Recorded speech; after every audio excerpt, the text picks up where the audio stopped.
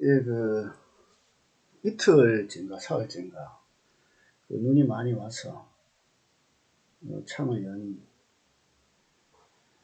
공기 밥그릇처럼 하얗게 차 위에 이렇게 눈이 쌓여 있습니다. 이런 날은,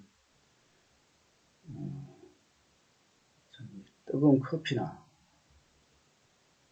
뜨거운 소주, 술을 데워서 이렇게 참 마시면 좋겠다는 그런 생각이 듭니다. 그런데, 어제였나요? 대법원에서 김건희 씨의 어머니, 최은순 씨가 무죄 확정을 받았는데요. 이 사건은 이제 요양병원을 불법 개설해서 국민건강보험공단으로부터 요양급여 22억 9천만 원, 즉 23억 원 정도를 부정하게 타낸 혐의로 재판을 받아왔지 않습니까? 근데 이제 1심에서는 이게 유죄를 받았죠. 유죄를 받았고 2심 고등법원에서 이제 유죄를 받고 그리고 대법원에서 이제 확정 판결이 났는데 이제 이 사건이 동업자들이 모두 유죄 확정 판결은 다 받았는데 5년 9개월 만에 다시 수사를 해서 유죄 의심이 가는 부분이 있지만은 검사가 이제 이를 유죄에 대한 입증 책임을 하지 못했다. 이런 취지로 이제 대법원 2심 이동원 대법관이 특정 경제 범죄 가중처벌 사기와 의료법 위반 혐의로 기소된 최은순 씨에게 무죄를 선고한 2심 고등법원의 이것을 이제 확정했습니다. 이게 판결문 자체는 그렇게 길지 않다고 봅니다.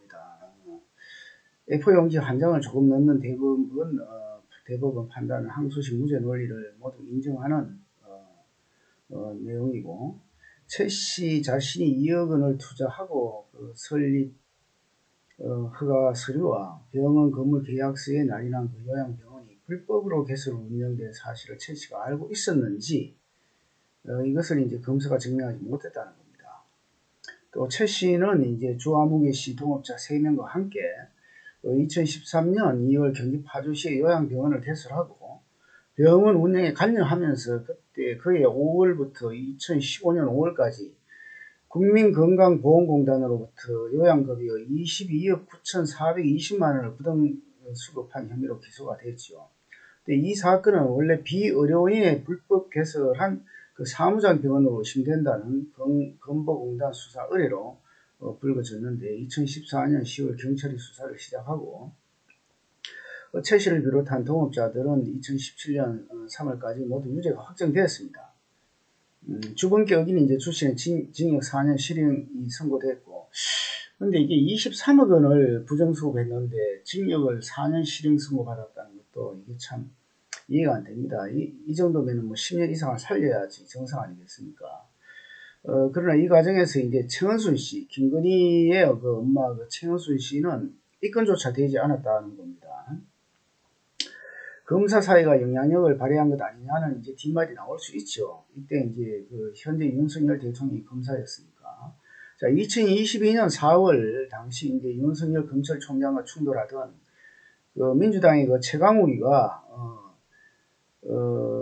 최은순 씨를 고발하면서 다시 경찰이 이제 수사를 다시 시작해서 이제 5년 6개월 만에 재수사가 시작됐고 서울중앙지검은 2020년 11월에 최 씨를 이제 최은순 씨를 다시 재판에 넘겼습니다. 2년 전에. 이제 지난해 1심은 요양급여 편취로 건강보험 재정 악화를 초래하고 성실한 가입자들의 부담을 가중시키는 등 재질이 불량하다며 징역 3년을 선고하고 법정 구속을 했습니다. 1심에서는.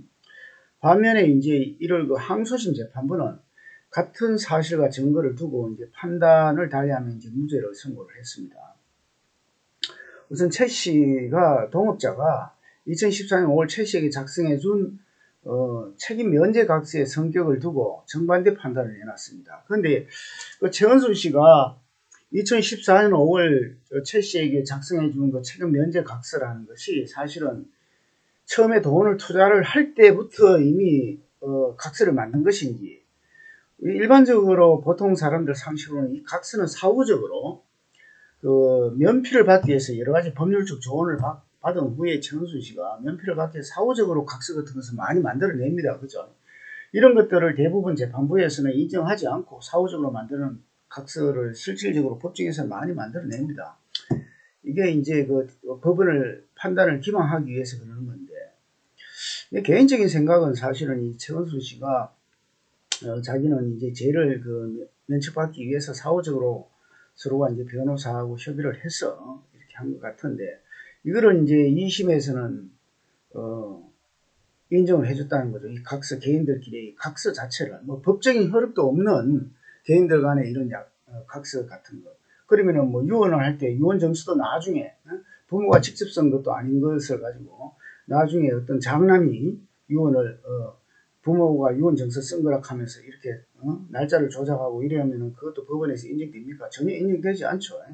그래서 상당히 그 비상식적인 어떤 법원의 판단입니다. 2심은.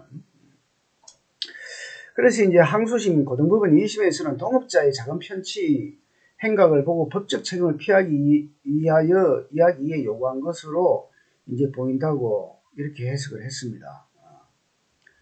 그 1심은 이제 범행에 관여한 사실이 없으면 이런 값을 요구할 필요가 없었을 것이라고 봤지만은, 이제 항소심은 이제 동업자의 자금 편취 행각을 보고 법적 책임을 피하기 위해서 요구한 것이라고 보인다. 그래서 이제 최은순 씨 쪽으로 이제 유리하게 2심은 판단했습니다. 최은순 씨의 그때 사위이자 윤 대통령의 손윗동생 유아무개 씨가 요양병원 설립 직후 석 달 동안 이 병원 행정원장으로 근무하면서 직원 채용 등에 관여한 것에 대해서도 이제 판단이 엇갈렸습니다. 자, 1심은 최 씨가 사위를 통해서 병원 운영에 깊이 관여했다고 봤지만, 2심은 유 씨의 근무기간이 3개월이 불과하다는 점 등을 들어서 병원 운영에 깊이 개입했다고 보기 어렵다고 이렇게 판단했습니다. 자, 어쨌든 그런데 이게 원래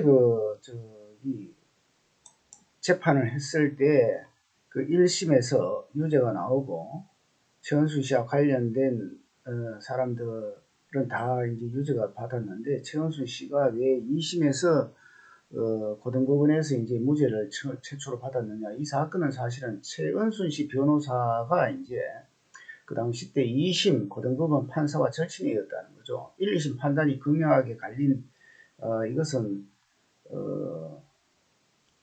옛날에 그 신문을 취재를 종합해 보면은 최 씨 사건은 이제 윤한건 변호사가 최은순 씨의 변호사가 윤한건 변호사인데, 이 사람이 재판장인 서울고법 윤강열 부장판사와 고려대 법대 동문이고, 또 사법연수원 23기 동기로서 1992년 2년 동안 함께 공부했으며, 또 두 사람은 2012년에서 13년 2년 동안 수원지법에서 같이 근무했습니다.